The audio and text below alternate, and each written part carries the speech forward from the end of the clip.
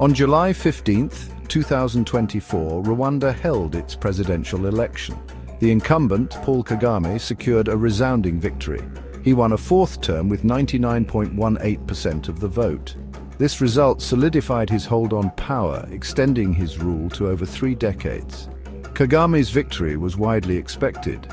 He faced limited opposition and maintained tight control over the political landscape. The election saw over 9 million Rwandans cast their ballots. This included a significant number of first-time voters. The high turnout, officially reported at 98%, underscored the strong public engagement in the electoral process. However, international observers noted concerns about the fairness and transparency of the election. Critics pointed to restrictions on opposition candidates and media freedom. Kagame's victory was met with congratulations from regional leaders. Ugandan President Yoweri Museveni praised his leadership. However, human rights groups expressed concerns about the future of political freedom in Rwanda.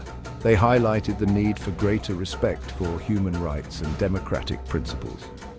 The landslide victory cemented Kagame's status as the dominant figure in Rwandan politics. It also raised questions about the country's trajectory and the prospects for a more open and pluralistic society. Paul Kagame's journey to the helm of Rwandan politics is deeply intertwined with the country's tragic history. He rose to prominence as the leader of the Rwandan Patriotic Front, or RPF. This rebel group played a pivotal role in ending the devastating 1994 genocide. The genocide saw the massacre of nearly 1 million people, primarily from the Tutsi minority. After the genocide, Kagame assumed a leadership role in the country's rebuilding process. He first served as vice president and defense minister. In 2000, he became president. Under Kagame's leadership, Rwanda embarked on a path of remarkable economic recovery and transformation. Rwanda's economic growth has been lauded as a model for development. The country has witnessed significant progress in various sectors, including healthcare, education, and infrastructure. Kagame's focus on technology and innovation has positioned Rwanda as a regional leader in these fields. The country has made strides in digitalization and established itself as a hub for tech startups. Kagame's government implemented market-oriented reforms and attracted foreign investment. These efforts contributed to Rwanda's emergence as one of Africa's fastest-growing economies. These achievements have earned Kagame international recognition and praise. Despite the economic advancements under Kagame's rule, concerns persist about the state of political freedom and human rights in Rwanda. Critics accuse Kagame's government of being authoritarian and repressive. They point to the suppression of dissent, restrictions on freedom of speech and assembly, and the persecution of political opponents. Human rights groups have documented cases of arbitrary detention, enforced disappearances, and torture in Rwanda. They allege that the government targets journalists, activists, and opposition figures who criticize Kagame or his policies. The space for political opposition has shrunk significantly over the years.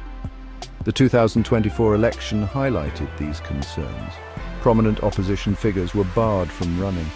The media landscape remained tightly controlled, limiting independent reporting. International observers expressed reservations about the fairness of the electoral process. The Rwandan government has defended its human rights record. It argues that its actions are necessary to maintain stability and prevent a return to the ethnic violence of the past. However, critics maintain that the government uses security concerns as a pretext to silence dissent and consolidate power. The 2024 Rwandan elections saw a muted performance from the opposition. Frank Habineza of the Democratic Green Party received a mere 0.5% of the vote.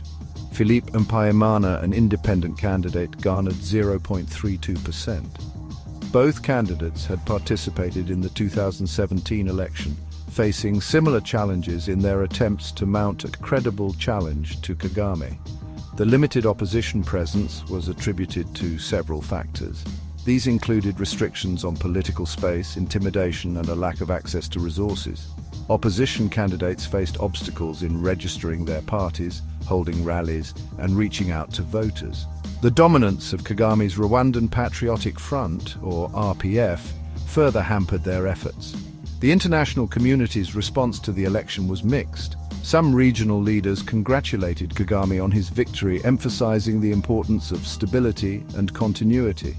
Others expressed concerns about the political climate in Rwanda.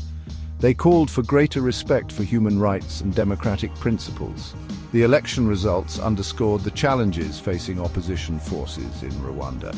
It also highlighted the need for continued international engagement to promote good governance, human rights, and democratic values in the country.